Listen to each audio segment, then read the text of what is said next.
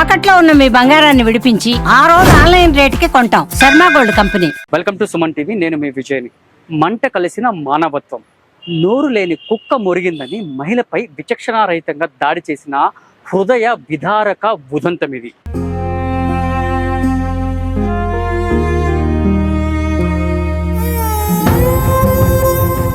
వివరాల్లోకి వెళితే గుర్రంకొండ మండలం వెల్లుట్లకు చెందిన అలివేలమ్మ తన ఇంటి ఆవరణంలో బట్టలు ఉతుకుతుండగా అటువైపు వెళ్తున్న ఒక వ్యక్తిని చూసి తన పెంపుడు కుక్క మురిగింది.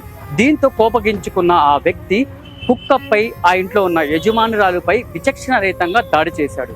ఎందుకు నోరు లేని జీవాన్ని కొడుతున్నారని ప్రశ్నించగా దీంతో ఆగ్రహించిన ఆ వ్యక్తి కట్టితో మళ్ళీ తిరిగి అలివేలమ్మపై విచక్షణరహితంగా చెప్పుకోలేని చోట అయితే దాడి చేశాడు. నిన్ను నీ కుక్కను కాల్చివేస్తామంటూ చెప్పరాని చోట అలవి కాని విధంగా బాధటంతో ఆమె తీవ్రంగా గాయపడింది. ప్రస్తుతం అయితే మనము అన్నమయ్య జిల్లా మదనపల్లి ప్రభుత్వ ఆసుపత్రి దగ్గర అయితే ఉన్నాము. సో ఇక్కడ గురంగొండలో జరిగిన విషయాలు ఏం జరిగాయి, అసలు ఎందుకు ఇంత విచక్షణ రహితంగా దాడి జరిగింది అన్న విషయంపై ఆమె మాటల్లోనే తెలుసుకునే ప్రయత్నం చేద్దాం రండి.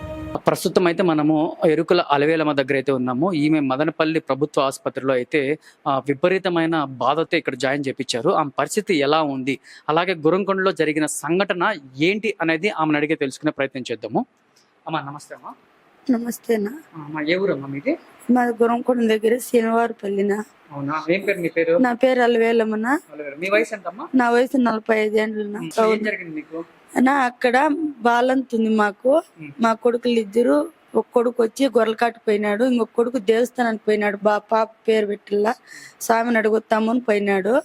నేను బాలంతకి మా అమ్మకి పడిపోయి కాలు తగిలింది. నా అమ్మకి పాపకి ఇద్దరికి భోజనం పెట్టి బట్టలు ఉతుక్కుంటా ఉన్నా. నేను బట్టలు ఉతుక్కుంటా అంటే బట్టలు ఉతికి తేలేసి రాళ్ళు ఉంటే ఆరేని పోయినాను. కుక్క అరుస్తా ఉండింది. ఆ కుక్క మాదే, మేము సాకింది చిన్న కుక్క పిల్ల. అరుస్తా ఉంటే ఎందుకు ఇది అరుస్తా ఉంది, నేను తిరిగి చూసినానా. ఆ కుక్క పిల్ల నేను దీనిలో రాళ్ళు తీసుకొని రాళ్ళతో కొడతా ఉన్నాడు. సుధాకర్ అనే బాబు కొడతాడు. దిగవి ఈది వాళ్ళది. మా బజార్ లో వచ్చేసి వాళ్ళు బోర్ వేసుకొని కంపౌండ్ గోడ కట్టుకున్నారు.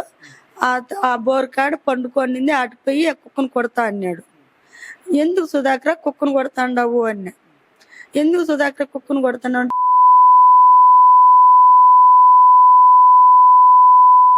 మా ఊర్లో ఉండేదే తప్పు, మీరు మీ ఊర్లో ఉండిచ్చిందే తప్పు, మీ కొంపలు కాల్ చేస్తాను అన్నాడు. మేమంతా నేరం మేము చేయనాం, అంత తప్పింది చేయనాం మేము. ఎందుకుగా సుధాకర్ అని అట్లా మాట్లాడుతుండేది, మీరు రైతులు, మేమనే మాట మీరనే మాట మేమంటే బాగుండదు అన్నా. ఆ వరకు కంపెనీ గొల్లంటే మా అమ్మల ఇంటి ముందుకు వచ్చి జుట్టు పట్టుకొని లాక్కొని వెళ్ళినాడు. లాక్కొని కంపెనీ గొల్లలేకపోయినాడు. వాళ్ళన్న అక్కడెక్కడున్నాడో బాలకృష్ణ అనే బాబు తెలియదు నాకు. ఈ సుధాకర్ ఈడ్చుకొని వెళ్ళి అన్న తమ్ముడు ఇద్దరు వచ్చినారు. ఒకడు వచ్చి ఇక్కడ తన్నినాడు, పడిపోయినా. అన్న తమ్ముడు ఇద్దరు వచ్చినారు, బాలకృష్ణ సుధాకర్. ఓ బాబుకి వచ్చేసి 30 ఏళ్ళు ఉంటాయి, ఇంకో బాబుకి వచ్చి 30-35 ఏళ్ళు ఉంటాయి వయసు. అక్కడ భూమి ఉండదు, బోర్ వేసుకున్నారు. భూమి ఉండదు వాళ్ళకి, అక్కడ బోర్ వేసుకున్నారు. అక్కడ చేతి పొలం పనులు చేసుకుంటారు. సోళ్ళు పొలం పనులు చేసుకుంటారు. అందుకే వచ్చి ఈడ్చినాడు. బాలకృష్ణ అనే పిల్లోడు ఇక్కడ తన్నాడు, ఎల్లెలకి పడిపోయినా. వాళ్ళు ఇష్టం మంచి చిత్రంలో పెట్టేశారు సార్. నాకు నా వల్ల కావటం లేదు. అరసదామంటే నోరు మూసి పెట్టేస్తారు. పాప ఇంట్లో ఉంది, అమ్మ కాలు ఇరిపోయి చుట్టింట్లో కూర్చోంది. అమ్మకే తెలియదు. నన్ను ఏడ్చిపోయినప్పుడు అమ్మ అరుస్తా ఉంది ఎందుకు అని. పిల్లోడు తిట్టుకుంటుంది, జుట్టు పట్టుకొని ఏడ్చుకొని వెళ్ళిపోయినాడు. ఇట్లా జుట్టు పట్టుకున్న 2 జేలతో ఏడ్చుకొని వెళ్ళిపోయినాడు. అక్కడ వాళ్ళు ఇష్టం ఏముంటే చేసేసినారు సార్ నన్ను. ఏమి అంత బలవంతంగా చేయడానికి కారణం ఏమి? ముఖ్య కారణం అంటే మా ఇంటి ముందర మాడి చెట్లు పెట్టినారు సార్ 5 ఏళ్ళకి ముందు అర్జున్లని. ఆ పొలంలో వాళ్ళు మావి గొర్రెలు వాళ్ళ ఆవులు మేపుకుంటా ఉన్నారు సార్. అవి మాడి చెట్లు తినేయినాయి. ఎవరు అర్జున్ వాడవాళ్ళు తినేయంటే అప్పుడు మా ఇంటాన్ని గొర్రెలు తోలుకొని పోయినాడు. మా ఇంటాన్ని ఉన్నాడు అప్పటికి. గొర్రెలు తోలుకొని పోయింటే ఆ గొర్రెలు తోలినప్పుడు ఈ ఆవులు తోలి మామిడి చెట్లు మేపేసినారు. మామిడి చెట్లు మేపేసిన తర్వాత ఈ వాళ్ళు వచ్చి మీ గొర్రెలే మేపేసినారు అని చెప్పినారంటే మళ్ళీ వాళ్ళ మనమరాలు వచ్చి వాళ్ళ ఆవులు కట్టి మేపేసినారమ్మా అని చెప్పింది. ఆయన వచ్చి మమ్మల్ని అడిగేలికే మేమేం చెప్పినామంటే వాళ్ళు ఆవులు తోలమను, మా గొర్రెలు తోలుతాము. మా గొర్రెలు తింటే మా చెట్లు నేనే తీస్తాను, ఆవులు తింటే గన వాళ్ళే తీసిమని చెప్పుకొని గలాట్ పెట్టుకున్నాం ఆ రోజు. ఇప్పుడు ఎన్ని రోజులు అయింది ఇది 5 ఏళ్ళ తర్వాత ముందు జరిగింది. 5 ఏళ్ళ ముందు జరిగింది ఇది. ఆ కసి మనసులో పెట్టుకొని మమ్మల్ని పొలంలో కల్లా రానిచ్చెళ్ళే, మా గొర్రెలు కానీ గొడ్లు కానీ ఏమే కానీ వాళ్ళు రానిచ్చెళ్ళే. 45 కోళ్ళు కోడి పిల్లలు ఉంటాయన్నా, కోడి పిల్లలు పోయిన దానికి పోరేట్లు పెట్టేసి మందులు పెట్టి కోడి పిల్లలు చంపేసి ఏం మాట్లాడలేదు మేము. అట్లే అది మనసులో పెట్టుకొని నాకు ఇంత చిత్రం చూపించినారు వాళ్ళు. అక్కడ ఇంకా మళ్ళీ వాడు బాలకృష్ణ అనే పిల్లోడు జొన్నకర్రలు వేసినారు, అక్కడ వెళ్ళిపోయినాడు. ఈ పిల్లోడు చీడ్చి కట్టి తీసుకొని కొట్టుకుంటూ మా అమ్మ వాళ్ళ ఇంటికాటికి ఈడ్చుకొచ్చినాడు. నేను అరిచేది చూసి మా కోడలు బయట వచ్చి, అన్న మీకు దండం పెడతానన్నా మా అత్తను వదిలేయండి, మా అత్తను కొట్టొద్దండి అని అడ్డుపడింది. బిడ్డ 11 రోజులు బాలంత్రాలు కడుపు మీద అట్లే పడిపోయింది. వెళ్ళాలికల్లా నా జుట్టు అతని చేతిలో ఉంది. నేను అయితే బాబు పాప చూసే కూడా నా వల్ల కావటం లేదు. కాళ్ళు చేతులు మట్టంగా ఎరుక్కొట్టేసినాడు. పడిపోతాను అనిపించేసింది. జుట్టు అని చేతిలోనే ఉంది. మళ్ళా వాళ్ళకు అర్థంగా ఈడ్చుకెళ్ళినాడు. కాలు పెట్టి ఈ చెయ్యి పట్టి లాగేసినాడు. అప్పటికి నా కథ అయిపోయింది. అక్కడ పడిపోయినాను. వాళ్ళు అయిపోయి వాళ్ళ మౌని మేము కొట్టాల్సింది, కొట్టగాక రాని మాట ఒకటి అర్థమైంది నాకు అంతే. మళ్ళీ తను ఎక్కడ పోయినాడో ఏమో, మా బాబు ఎప్పుడు వచ్చినాడో ఏమో తెలియదు. మా పెద్ద బాబు వచ్చి అడిచిపెట్టిపోయినాడు అంటే ఇంటి ముందర. మళ్ళీ మా చిన్న బాబు తోడుకొని వచ్చి గురంకొండ కంప్లీట్ ఇస్తామని పోయినాం సార్. ఆటి పోయేళ్ళకి మా పేర్లు, నా పేరు నా కొడుకు పేరు నందీష్, అమ్మని రాసుకున్నారు. ఫస్ట్ అమ్మని హాస్పిటల్కి తీసుకొని వెళ్ళిపో, మళ్ళీ కావాల్సింటే కేసు రాస్తామన్నారు. వాయిలపాడు పొమ్మన్నారు. వాయిలపాడులో 2 రోజులు ఉన్నాము. 2 రోజుల తర్వాత పాప బాబు ఇద్దరు పోయి కంప్లీట్ ఇచ్చినారు. సరే మేము పట్టుకొస్తామమ్మా, మీరు పోండి, మేము కేసు ఎఫ్ఐఆర్ చేస్తాము అన్నారు. 4 రోజులు అయింది. 4 రోజుల తర్వాత కూడా ఇక్కడ వచ్చి నీ పరిస్థితి ఏమి అని అడిగిన పోలీసు వాళ్ళు లేరు సార్. ఎవరే కానీ మా దగ్గరికి రాలేదు. హాస్పిటల్లోనే ఉన్నాం మేము. మళ్ళా ఎట్లో ఈ పేపర్ వాళ్ళకి తెలిసింది. బాలు అన్న వచ్చి, ఏమ్మా నీ పరిస్థితి, నీ సమస్య ఏమి అని అడిగినాడు. నా సమస్య ఇట్లాడుతున్నా, మాకెవరు లేరు, నేను నా పిల్లలు తప్ప మాకెవరు లేరు, మమ్మల్ని ఇట్లా ఊర్లో ఉండే కూడా మాకు రక్షణ లేదా ఊర్లో అని చెప్పేకి ఆయన పేపర్కి వేసినాడు. ఆ వాడు ఇంత ఉంటుంది, బయట గేటు ఇంత ఉంటుంది, దగ్గరికల్ని గాయాలు తట్టుకోలేను, చెప్పుకోలేని చోట అంతా కొట్టారు సార్. ఎక్కడ చూసి వాడు ఏడు చేయంతా రక్తాలు గడ్డలు కట్టాయి, తట్టుకోలేదు. ఎవరు లేరు సార్. ఆ పక్క చింతమాని ఒకటి ఉంది సార్ కట్ట మీద, మా ఇంటికి బాగా కనపడతారు వాళ్ళు. కట్ట మీద కూర్చున్నారు సార్. సుమారుగా 20 మంది మగవాళ్ళు అంటే కూర్చోంటారు. ఆ ఊరోళ్ళే సార్, మా ఊరోళ్ళే సార్. అందరూ అక్కడ దృశ్యాన్ని చూసే వాళ్ళే కానీ ఎందుకు కొడతాండవు అని మమ్మల్ని ఆదుకునే వాళ్ళు ఊరు రాలేదు సార్. అయిపో ఒక్కడు ఎక్కడున్నాడో ఏమో, అయిపో వచ్చి కొట్టగాక రాని వాళ్ళు మనమేనా కొట్టాల్సిందే అనే మాట ఒకటి విన్నాను సార్. వాళ్ళు కొట్టవాళ్ళు రెడ్డప్ప అని మా ఇంటి పక్కలో ఉంటారు.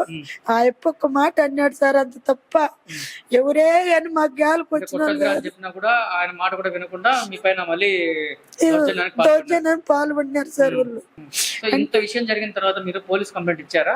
ఇచ్చాం సార్. వాళ్ళు పట్టించుకోలేదు. పోలీస్ స్టేషన్ పట్టిపోయి కంప్లైంట్ ఇస్తే ఎఫ్ఐఆర్ రాస్తామన్నారు. వాళ్ళు ఏం రాయలేదు. మళ్ళా ఒకసారి పిల్లలు వెళ్ళినారు, రాయలేదు.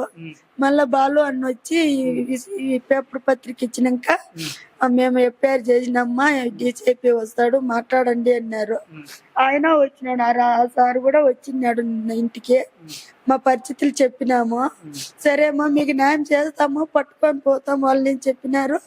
ఈ రోజు పొద్దున్నే బాలకృష్ణ అన్నారు, అతన్ని పట్టుకుపోయినారు. వాళ్ళ కాడ 2 లక్షలు లంచం చేసుకొని బాబుని వదిలేసినారు. ఇంకేమి న్యాయం జరుగుతుంది సార్ మాకు ఊర్లో? మేము 2 లక్షలు లెక్కించి నేను బయట వచ్చాయినారా, నా తమ్ముని కూడా నేను అట్లే తెచ్చి ఊర్లో ఉండి కన్నా ఇండ్లు కగ్గి పెట్టేస్తాము అని చెప్పి బెదిరించిన అంట బాబుని పొద్దున. ఈ చట్టం మీద నమ్మకంతో అక్కడికి వెళ్తే వాళ్ళే చట్టమే పట్టించుకోకపోతే ఇంకెవరికి చెప్పుకోవాలి సార్? మా గోడు ఎవరికి చెప్పుకునేకైతుంది? పోలీసులే న్యాయం చేయాల్సిన పోలీసులే వాళ్ళకల్లా లీడ్ అయిపోయి వాళ్ళకే న్యాయం చేస్తా అంటే మేమేం మాట్లాడేకుంది సార్ వాళ్ళని? ముఖ్యంగా ఇంత పెద్ద దుర్ఘటన జరగడానికి కారణం ఏమనుకుంటారు మీరు? వాళ్ళకి ఏం లేదు సార్, చిన్న జాతి అంటే వాళ్ళకి చులకన. మేము అక్కడ ఉండకూడదు. మేము వీళ్ళకి 5 సంవత్సరాల కిందటే వెళ్ళిపోమని చెప్పినారు, వీళ్ళు వెళ్ళిపోలేదు. మేమేమో వాళ్ళకి ఎటువంటి ఇబ్బంది కలిగించలేదు సార్. వీళ్ళకి ఏమంటే వీళ్ళకంటే తక్కువ జాతి అంటే ఒరిజినల్ కి అదొక్కటే సార్ కారణం. అదొక్కటే వాళ్ళ ఒరిజినల్ కి మా చేత క్షమాపణ చెప్పించారే అనంత అదే వాళ్ళ కుళ్ళు సార్. గురంకొండ మండలం శీలంవారిపల్లి నందు అలివేలమ్మను 13వ తారీఖు యావత్ మండలం గ్రామం చూస్తుండగా ఆమెను బట్టలు ఊడదీసి కొట్టినా కూడా ఇంతటి వరకు కరెక్ట్ చర్యలు లేవు. నేను రాష్ట్ర గిరిజన సమైక్య ఆర్జీఎస్ తరఫున ఓటే డిమాండ్ చేస్తున్నాం. పోలీసు వారిని, ఒక మహిళకు ఈ రాష్ట్రంలో రక్షణ లేదా అని అడుగుతున్నాము. మీరు మీ చట్టాలు, మీ పథకాలు ఒక మహిళను ఇంత బట్టలు ఉడదూసి 10 మంది చూస్తుండగా రక్త గాయాలు చేస్తే ఇంతవరకు మీ చర్యలు ఏంటివి అని చెప్పేసి ఈరోజు నేను ఈ ప్రభుత్వాన్ని ప్రశ్నిస్తున్నాను. కాకపోతే ఈరోజు ఈ రాష్ట్రంలో ఇన్ని సంవత్సరాల స్వతంత్ర దేశంలో ఇప్పటి వరకు కూడా ఒక గిరిజనులకు ఏ హక్కులు ఉపయోగించుకునే పరిస్థితి లేదు, చట్టాలపైన అవగాహన లేదు. దీన్ని అదునుగా చూసుకున్న అగ్ర కులాల వాళ్ళు అక్కడక్కడ రాష్ట్రంలో దాడులు జరుగుతూనే ఉన్నాయి. ఇలాంటి దాడులు జరుగుతున్నా కూడా ఈ ప్రభుత్వాలు ఎందుకు గిరిజనుల పైన చిత్తశుద్ధి లేకుండా ప్రవర్తిస్తున్నారని చెప్పి నేను ఈరోజు ప్రశ్నిస్తున్నాను. అలివేలమ్మ పెంపుడు కుక్క వచ్చేసిన అక్కడ వెళుతున్నటువంటి సుధాకర్ పైన అరవడం వల్ల అలివేలమ్మను టార్గెట్ చేసుకునేసి అక్కడ అగ్రకుల సభ్యుడు సుధాకర్ ఎవరైతే ఉన్నారో అతను వచ్చేసిందో ఆమె పైన కులం పేరుతో దూషిస్తూ ఆమెను నానా దుర్భాషలాడుతూ ఆమె ఎస్టీ కులకు సంబంధించినటువంటి అభాగ్యురాలు అనే ఒక నెపంతో ఆమెను వచ్చేసిన విచ్చలవిడిగా విచక్షణారహితంగా ఆమెను వచ్చేసిందో మనము ఏదైతే తల్లి గర్భంతో పోల్చేటువంటి తల్లి గర్భం ఉందో ఆ గర్భం పైన కూడా ఆయన విచక్షణారహితంగా కాళ్ళతో తన్ని ఆమె భుజం పైన కాళ్ళ పైన ఎక్కడంటే అక్కడ అది ఆమె చెస్ట్ పైన అక్కడంతా కూడా ఆయన గాయాల పాలు చేయడం జరిగింది. కాబట్టి ఈ ప్రభుత్వం ఏదైతే ఉందో ఈ ప్రభుత్వము ఖచ్చితంగా అతని పైన ఎస్సీ కేసు నమోదు చేశారనే విషయం కూడా మాకు తెలిసింది. కాకపోతే ఈ రోజుకు కూడా ఆమె ఆ ఊరికి పోవడానికి భయభ్రాంతులకు గురయ్యే పరిస్థితి ఉన్నది. ఎందుకంటే ఆమె గ్రామానికి పోతే మిమ్మల్ని చంపేస్తాము అని చెప్పేసి వాళ్ళు అక్కడ హెచ్చరికలు జారీ చేయడం జరుగుతుంది. కాబట్టి ప్రధానంగా భారతీయ అంబేద్కర్ సేనగా ఎస్సీ సంఘాలు అన్ని కూడా ఆమెకు ముక్త కంఠంతో ఆమెకు సపోర్ట్ చేయడం జరుగుతుంది. మానవులంతా కూడా మనుషులుగా సిగ్గుతో తలదించుకునే సంఘటనలు రోజు రోజుకి హెచ్చుమీరేలా జరుగుతుంది. ఒక గిరిజన మహిళకు జరిగినటువంటి అన్యాయాన్ని 4 రోజుల తర్వాత ఈ సమాజానికి తెలిసిందంటే ఈ విషయాన్ని బయటకు రాకుండా ఏ రకంగా దాన్ని కిందకు తొక్కేశారో మనకు అర్థమవుతుంది. ఈ శీలంవారిపల్లిలో 100 ఇండ్లు ఉన్నటువంటి శీలంవారిపల్లిలో ఒకే ఒక ఇల్లు ఉన్నటువంటి గిరిజన కుటుంబాన్ని మానసికంగా, శారీరకంగా పలు దఫాలుగా హింసిస్తూనే ఈ రోజున కుక్క మరిగిందని దాని యొక్క అరుపులతో విసుక్కొని మీ కుక్కనే ఎందుకు అరుస్తా ఉంది అని చెప్పి దాని కుక్కను కూడా కొట్టి చిత్రహింసలు పెట్టడం కాకుండా ఆ కుక్క ఎవరైతే యజమానులు ఉన్నారో వాళ్ళతో కూడా చిత్రహింసలు పెట్టి ఇక్కడ అలివేలమ్మను దారుణాతి దారుణంగా కొట్టి కొడుతుంటే అడ్డం వచ్చినటువంటి అలివేలమ్మ కోడల పైన కూడా కడుపు మీద తన్ని దాడి చేసినటువంటి దుర్ఘటన ఇక్కడ ఉంది. ఏదైతే కలెక్టర్ గారు రెవెన్యూ డిపార్ట్మెంట్ లో ఒక విఆర్ఓ పైన దాడి జరిగితే హుటాహుటిన వచ్చారు, చాలా మంచి విషయం, పరిణామం. అదే రకంగా ఈ రోజున ఒక గిరిజన మహిళకి చెయ్యి కాలు విరిచేసినటువంటి సంఘటన మీ కళ్ళ ముందు ఉంది.